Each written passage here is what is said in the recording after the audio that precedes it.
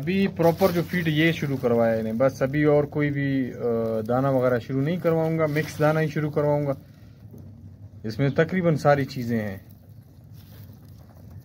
तो इनके लिए बेहतर होगा। लेकिन ये है कि दबा के दाना नहीं दूंगा, नॉर्मल दाना जो है वो ही चलाऊंगा ताकि हाजमे का मसला ना हो।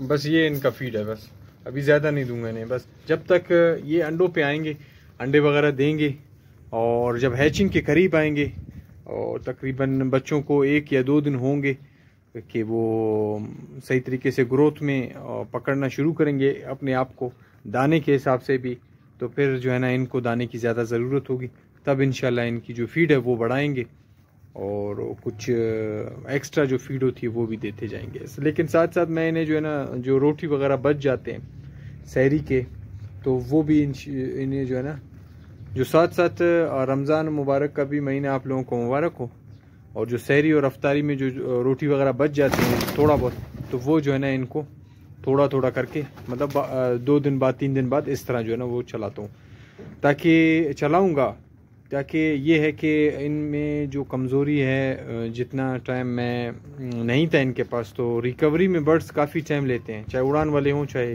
ये ब्रीडिंग के हों।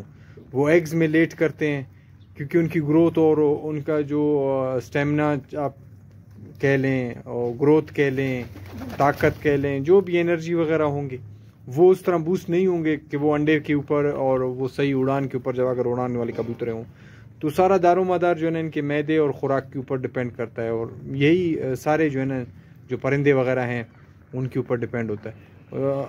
हम लोग के ऊपर भी जो है ना ये चीज़ें ज़्यादातर असर होती हैं, जैसे रमज़ान में सुस्त पड़ जाना तकरीबन 15 रोज़ों के बाद, इस तरह मेरा जो है ना हालत थोड़ा बहुत सुस्त हो जाता है पानी की कमी की वजह से, और वैसे ही जो है ना फिर प्यास ज़्यादा लगती है। लेकिन अभी तो माशाल्लाह शुक्र अल्हम्दुलिल्लाह मौसम बहुत ज़बरदस्त है, रोज़ों का इतना पता भी नहीं चल रहा। तो ये खुडे के अंदर जो है ना थोड़ी सी नेस्टिंग वगैरह के लिए मैंने तीलियाँ वगैरह फेंकी थी, ताकि मुझे पता चल सके कि नेस्टिंग वगैरह हो रही है या नहीं हो रही। लेकिन फ़िलहाल कबूतरें उस तरह के पोजीशन में नहीं है कि वो नेस्टिंग की तरफ ज़्यादा या मस्ती की तरफ ज़्यादा ध्यान दें। मस्ती वगैरह तकरीबन इनकी ऑलमोस्ट जो है ना ख़त्म हो गई है, उस तरह की है। लड़ाई वगैरह जो है ना वो अलहदा बात है, जो मस्ती में बर्ड्स होते हैं वो अलहदा, एक उनका रोब और एक अलहदा जो है ना वो होता है। दाने के ऊपर इस तरह नहीं रुख मारते हैं, जब मस्त होते हैं कबूतरें दाने के ऊपर ज़्यादा गौर नहीं मारते हैं। तो इससे पता चलता है कि कबूतरों में अभी तक जान डालना बाकी है। जब कबूतरों में अच्छी तरीके से जान डल जाएगी तभी जो है ब्रीड दे सकते हैं। काफ़ी दोस्त परेशान भी होते हैं कि हमने नए कबूतर ले आए हैं पेयर्स वगैरह, तो वो एग्स वगैरह पे नहीं हो रहे हैं, तो थोड़ा बहुत जो है ना एडजस्ट जगह के हवाले से भी कबूतरों को होता है, एडजस्ट करना पड़ता है बर्ड्स को, और फिर ऊपर से उनकी सेहत देखनी पड़ती है कि सेहत में किस तरह है। अगर कि वो फिट हैं सेहत में तो इंशाल्लाह जल्दी ही मसला नहीं है, वो जल्दी ही ब्रीड पे आ जाएंगे। अगर सेहत में फिट नहीं है, काफ़ी ब्रीड ली हुई होती है उनसे और वो उस तरह ज़बरदस्त पोजीशन में नहीं होते हैं, तो फिर वो जो है ना बराई में उनको काफ़ी टाइम लगता है। तो उसके हिसाब से जो है ना कबूतरों को थोड़ा बहुत सही तरीके से उठाना पड़ता है, चाहे उड़ान वाले हों या पेयर। तो ये तकरीबन इनका जो मामलात है इनके तकरीबन एक जैसे हैं, सही तरीके की ब्रीड और सही तरीके के उड़ान का, जहाँ तक मैंने देखा है।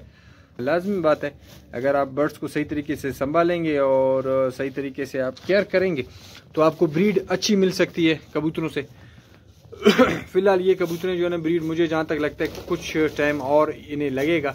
ये अच्छी तरीके से अपने हाथ से दाना दे रहा हूँ इन्हें, और ये 2 दिन 3 दिन जो है ना मैं दाना मैंने इस मुर्गियों वाला जो डब्बा है इसके अंदर मैं डाल देता हूँ, और 2 दिन इसी के ऊपर जो है ना वो ये लोग फीड पे थे।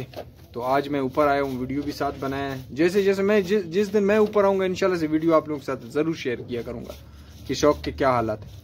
तो अभी इसके अंदर भी थोड़ा सा जो है ना फीड डाल देते हैं इनके लिए भी फीड डाल देते हैं इस तरह।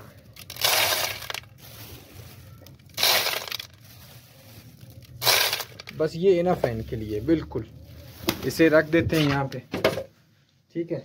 ये जब तक ये बाहर के जो दाने वगैरह हैं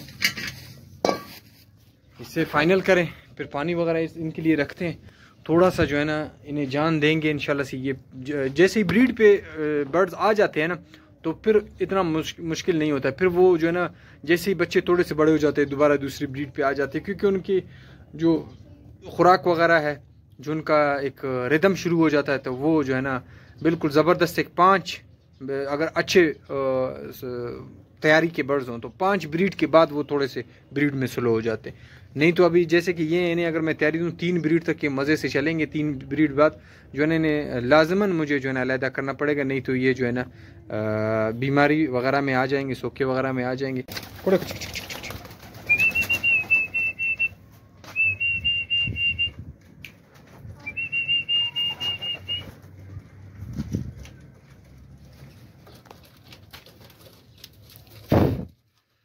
तो एक दोस्त ने मुझे जैसे ही मैंने ये बात की थी पिछले वीडियो में कि मुंह से स्मेल आना, मैदे में जो मसले आते हैं कबूतरों के, उस हवाले से मैंने बातचीत की थी थोड़ी बहुत।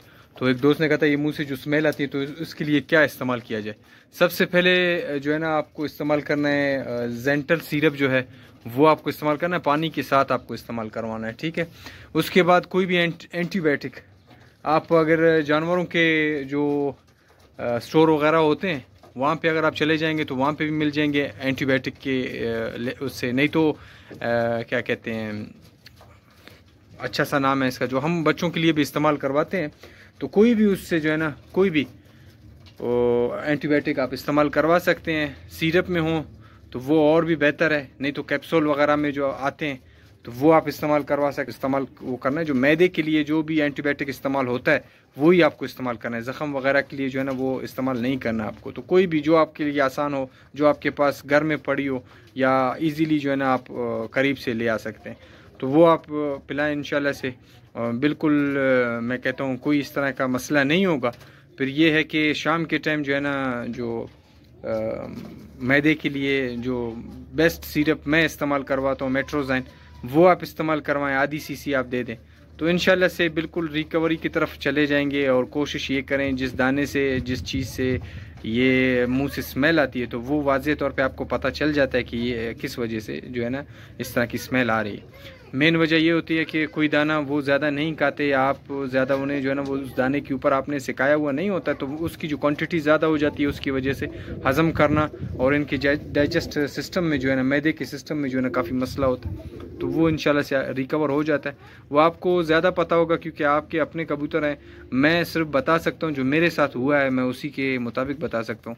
लेकिन मुझसे ज़्यादा आप जो है ना जितने भी हमारे दोस्त हैं जो शौक़ रखते हैं, तो उन्हें अपने बर्ड्स का ज़्यादा पता होगा किस वजह से बर्ड्स हमारे किस तरह हो रहे हैं और क्या कुछ है, तो उसके हिसाब से जो है ना आप अपने बर्ड्स को ट्रीट कर सकते हैं। तो फ़िलहाल मैं इजाज़त चाहता हूँ, इंशाल्लाह से नेक्स्ट वीडियो में दोबारा मुलाकात होगी। फ़िलहाल बर्ड्स की ये हालात है आपके सामने, कोई नेस्टिंग वगैरह नहीं करें, ना ही कोई मस्ती में है, सिर्फ ये फीमेल फुल हीट पे है। तो इसके लिए मेल जब भी हुआ इंशाल्लाह से साथ ही आप लोगों के साथ जो है ना शेयर करूँगा। इसके लिए किस तरह का मेल मैं लेके आऊँगा तो वो भी इंशाल्लाह से शेयर करेंगे आपके साथ। फ़िलहाल मैं इजाज़त चाहता हूँ, इंशाल्लाह से नेक्स्ट वीडियो में दोबारा मुलाकात होगी। फ़ी अमानिल्लाह, अल्लाह हाफ़िज़।